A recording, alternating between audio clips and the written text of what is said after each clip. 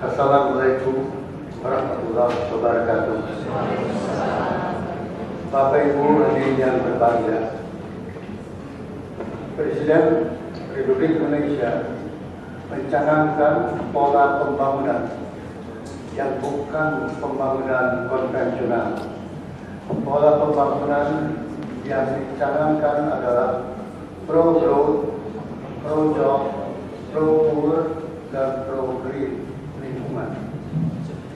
Jelas bahwa pembangunan itu seharusnya bukan hanya pembangunan ekonomi saja, tetapi harus dipertimbangkan bagaimana dampaknya pada kemiskinan dan pada lapangan kerja, aspek sosial di satu pihak, dan ketiga aspek lingkungan jangan sampai merusak.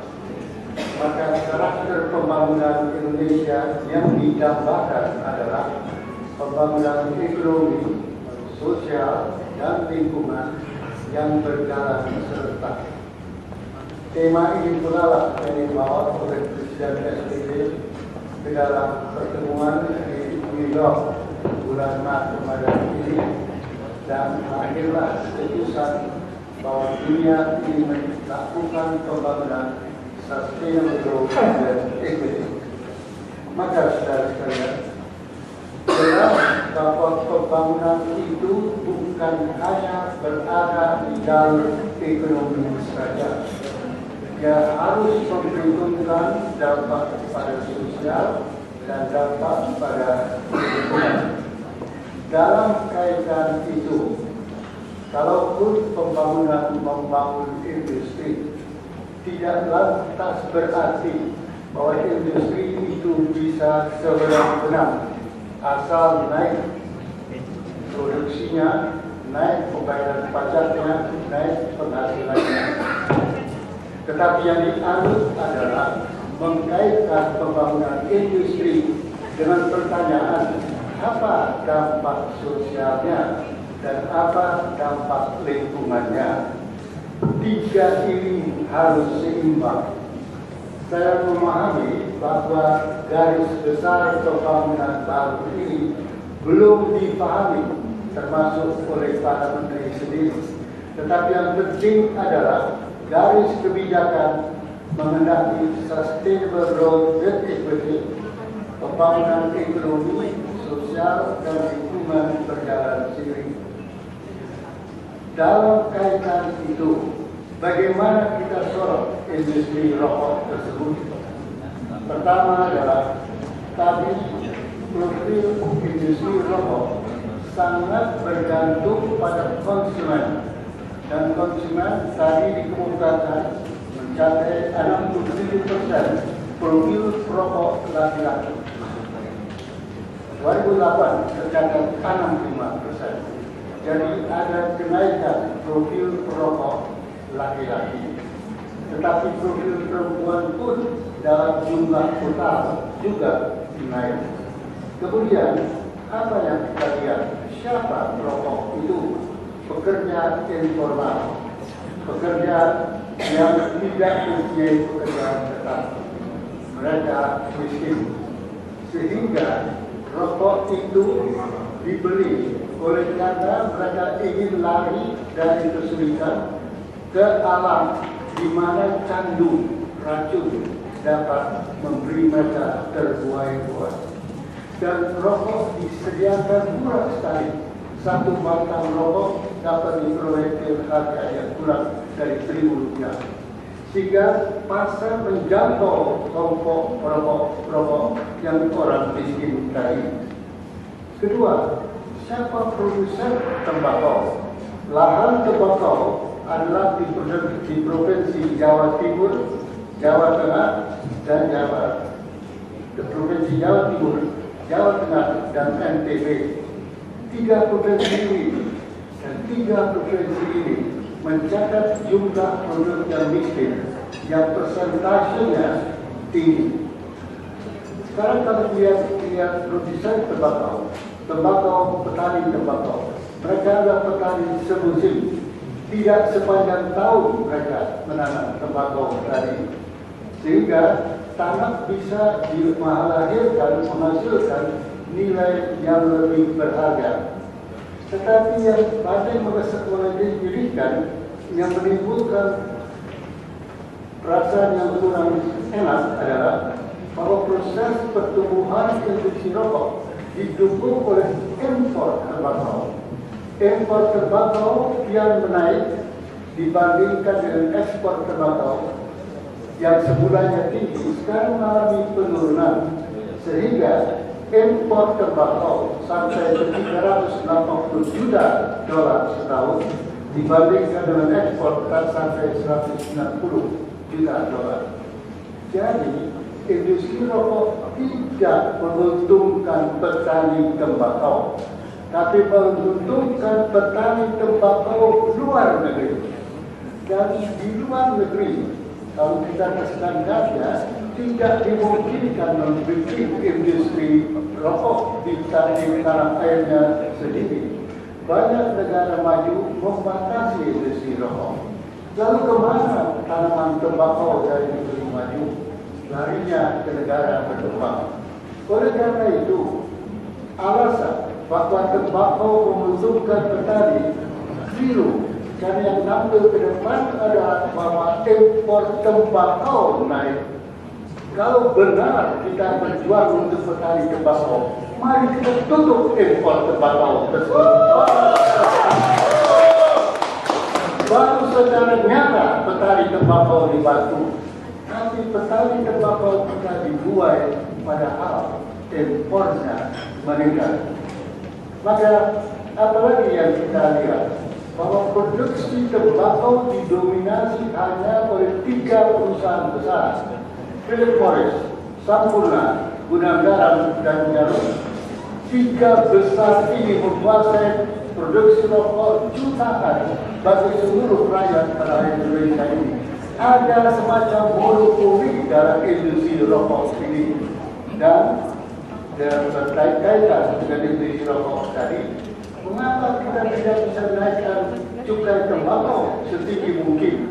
Karena sekalian, menurut undang-undang yang ditetapkan oleh DPR, ada ceiling, ada batas menaikkan cukai tersebut sampai 56%.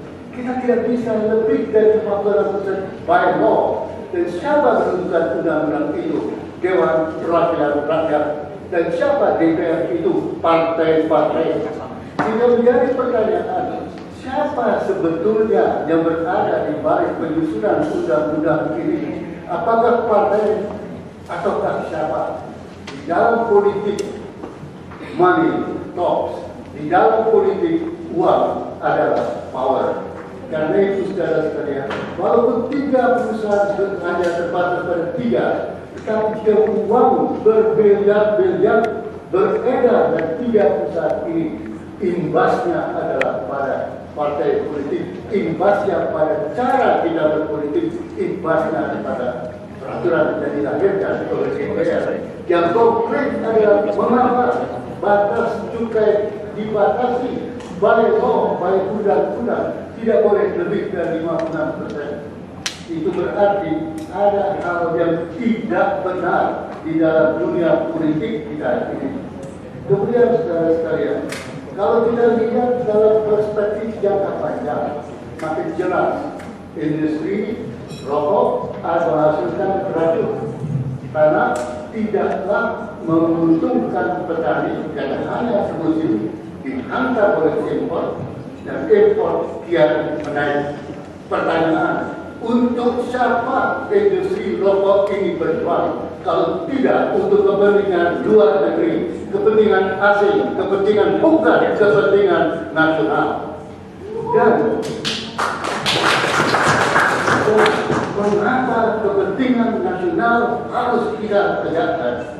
Saudara sekalian, mari kita lihat ke depan, pembangunan Indonesia ke depan. Apa kita alami?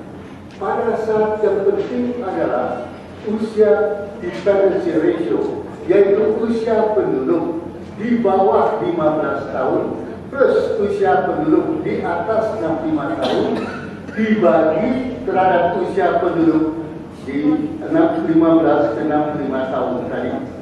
Jadi anak kecil, orang tua didukung oleh anak-anak muda ini. Ini yang disebut dependency ratio.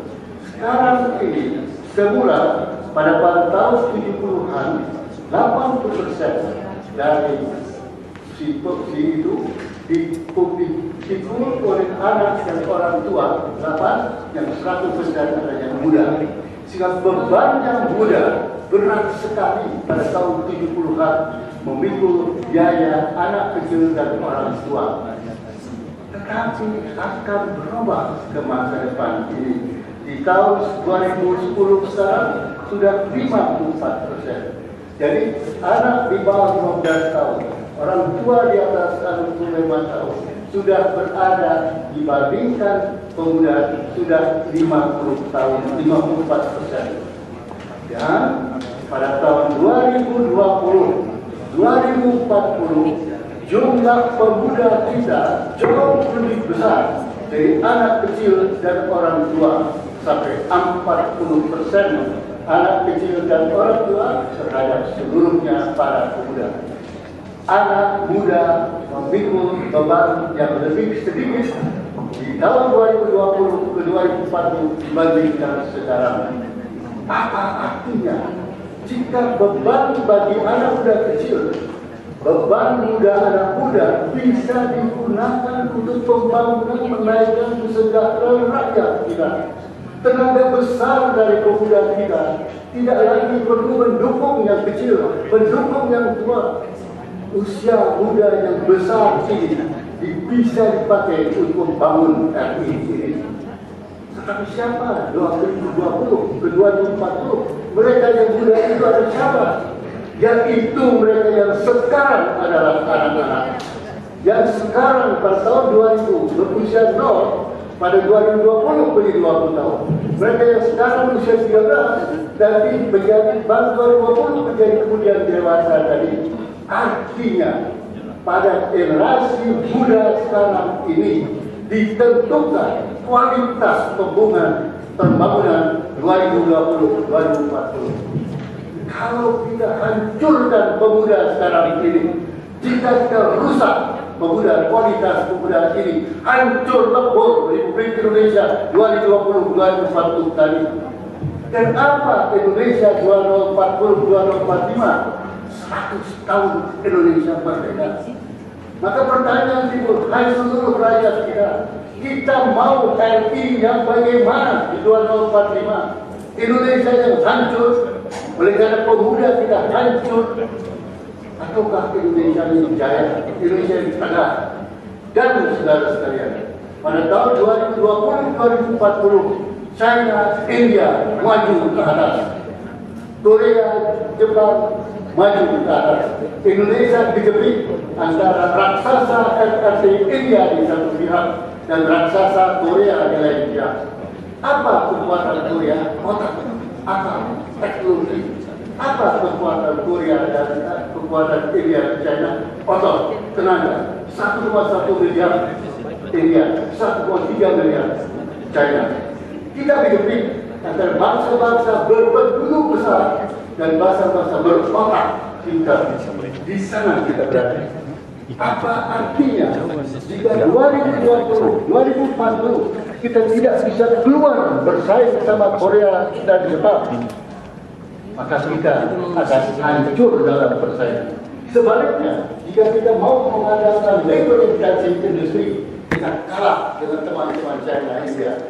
Indonesia kejepit antara penduduk yang besar dari China, India dengan ototnya itu terhadap Korea, Jepang dengan kekuatan teknologi otaknya itu. Indonesia di tengah-tengah. Maka kekuatan ekonomi 2020-2040 bergantung pada kualitas pemudanya.